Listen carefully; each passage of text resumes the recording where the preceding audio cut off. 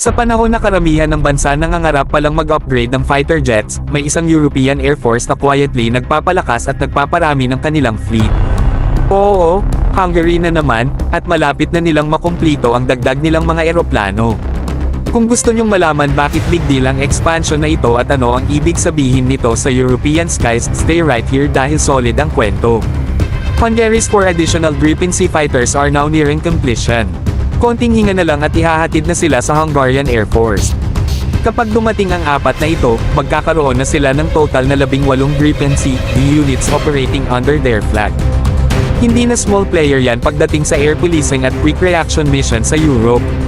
At eto pa ang mas interesting mga bro, hindi na list ang mga jets nila sa loob ng taon. 4 years, Hungary has been operating Gripens under a lease arrangement with Sweden. Pero ngayong papalapit ng matapos ang leasing period, magiging full owners na sila ng kanilang fleet.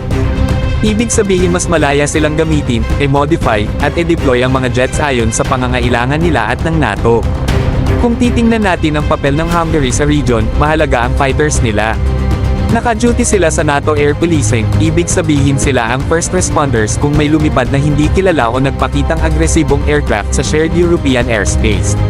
Sa Central Europe na patuloy nagbabago ang security landscape, ang pagkakaroon ng mas maraming fighters ay dagdag peace of mind hindi lang para sa Budapest, kundi para sa alliance.